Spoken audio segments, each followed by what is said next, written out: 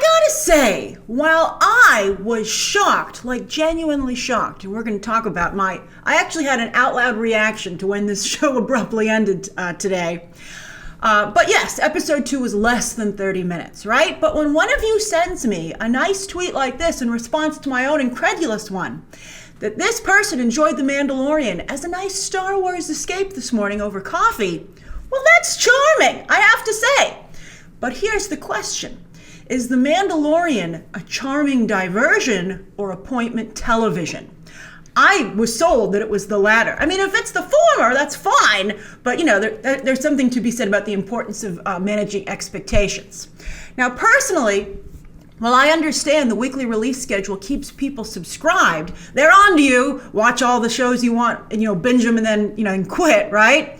At the rate that The Mandalorian is going, I think it would have been wiser to drop the entire season at once and let viewers consume it as they wish. I think the frustration that is coming for at least some of us isn't worth, there should be, if people are just jonesing to unsubscribe to your service, that's just the way it's going to be. One show isn't going to change that. Maybe it will. I'll be curious how you guys feel.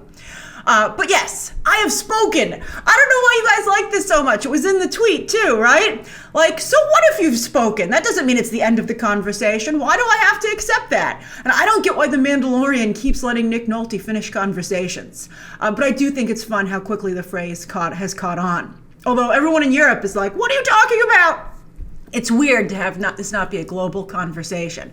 I was talking about that to someone the other day. I was like, should Disney have just waited to launch until they could have launched in more countries? I think they wanted to be like one of the first to market post Netflix, and they've achieved that. But I think their audience is like relatively small as opposed to most entertainment discussions. So it puts The Mandalorian in a little bit of a weird space. Maybe that's one of the reasons the Marvel shows are waiting. Kevin Feige's like, I'm going to wait for the bigger audience. You guys would go nuts if you couldn't get the Marvel shows. So I think that's a good thing.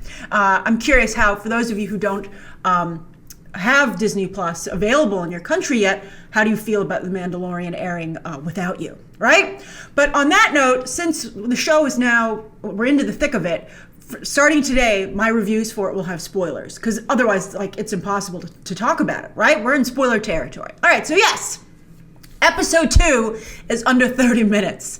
When you subtract the recap of last week's episode, thank you to one of you for pointing that out, and then as I pointed out, also the end credits, which are always very long. I'm always like, how much is left to run on this episode? So I always, both times, I've scrolled ahead and being like, is there no coming attractions with this much time left to go? But although, if the episodes are really going to continue to be this short and have so little happen, I'm beginning to understand the lack of coming attractions. It would basically be most of the episode. What would you tease when there's so little to tease? This week's episode centers around what I feel is another pointless detour, like learning to ride the blurg in episode 1. And at the end, when the Mandalorian and the child finally got off planet and the child woke up from its nap, right? And then they cut to the end credits, I literally sat up and said out loud, are you freaking kidding me? And I think that I was so frustrated because I gave the show the benefit of the doubt with this pointless detour, thinking the second half of the episode would make it worth it, right? But there was no second half, so I felt really cheated. The show is such a slow burn that it's almost going backwards. And speaking of going backwards, I'm surprised at how much Disney Star Wars continues to rely on nostalgia despite rampant criticism from fans for doing so. Think about it. Here we basically have Boba Fett and Yoda. And I feel like the whole point of this episode is to bring back the Jawas. By the way, they totally stole that side of the tank and rock move from Indiana Jones 3. If you're going to steal, I guess you steal from the best, but have a little more integrity, The Mandalorian. The Mandalorian's an up-and-up guy, kind of. I like him as much as he can be for a bounty hunter. I do like The Mandalorian. Although it's driving me crazy, he doesn't take his helmet off. I know he's not supposed to, but even when they were building the ship, I'm like, how sweaty must you be in that thing? I won't tell anyone you took it off. We'll talk about rebuilding that spaceship in a moment. But first, I want to say that I thought this episode was a bit better directed. And to be fair to Rick Famuyiwa, he wasn't given much to direct. I'm just glad he's working after having to exit the Flash movie. He's a very talented director. He's going to do a couple episodes here. They need a different writer, though. We are going to be switching writers after the first 3 episodes. But I feel like Johnny Favs has written The Mandalorian, a little golden book, basically. So why do I feel this detour was pointless? Because when it was over, everything was the same, right? Except, of course, the reveal that the child is strong with the Force, which could have been revealed in so many different and more interesting ways. I feel if you were going to have this interaction with the Jawas, it should have set them on a different path, or at least given them a cool new ship, or even a crappier ship, just some kind of change. By the way, I can't believe that ship looks like brand new after they rebuilt it. Like, they didn't just rebuild it, they like pristinely rebuilt it.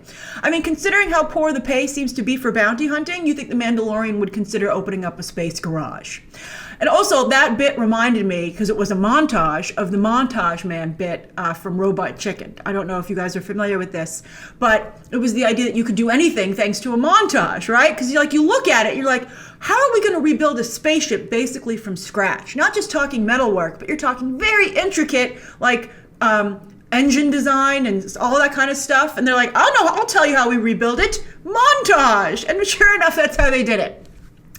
I do really like Baby Yoda, though. I can't get enough of Baby Yoda. Where is the toy? I saw so many people online being like, I want to buy this.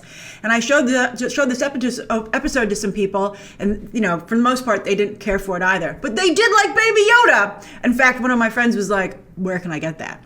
And as everyone's pointed out, though, it's not actually Yoda, as Yoda has already passed away in this timeline. This series takes place between the original trilogy and the current films, right? After the fall of the Empire, but before the First Order. So I'm maybe thinking, though, since Yoda died already, maybe this is reincarnated Yoda, right? And by the way, I Google searched because I was like, what species is Yoda? And I thought it was funny that the top search with Yoda is Yoda species, because everyone has the same question.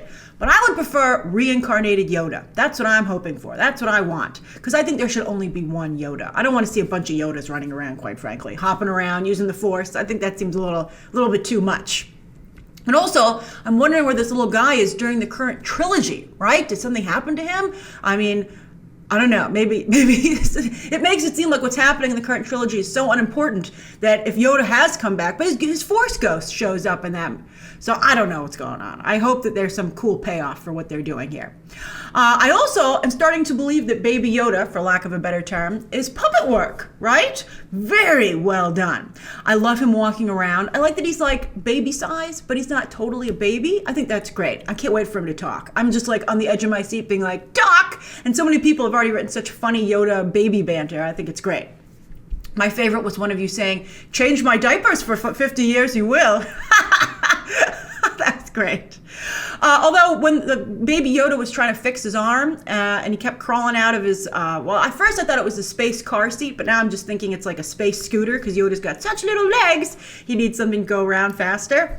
But when he came out, I'm surprised Mandalorian kept putting him back in and with frustration instead of letting him play out and seeing what Baby Yoda wanted to do. I think that's a good life lesson for everyone. Unless you feel you're in immediate danger, let something play out for a little bit. Don't make assumptions as to how it's going to necessarily go. Take Luke Skywalker's advice. This isn't going to go the way you think it will. All right, so I also thought it was interesting that they kind of like hinted at the violence of this world as much as they can for a Disney Plus show, right? Like the Mandalorian disintegrating everyone. I guess they're like, how do we get rid of not being able to show any blood? I know, he'll disintegrate people into fireworks. Yoda eating that frog whole, I was like, whoa. I liked when Baby Yoda was watching the Mandalorian disintegrate people, and I thought he was kind of like, my Baby Yoda voice in my head was like, maybe this guy is, who am I with? Is he a good guy or a bad guy? But then when Baby Yoda ate the frog, I was like, you're all morally in the moral gray zone. And then also, I had a little bit of a problem. I have to say, I've never thought of myself as like an animal rights person, but I had a problem killing that poor creature just for its egg.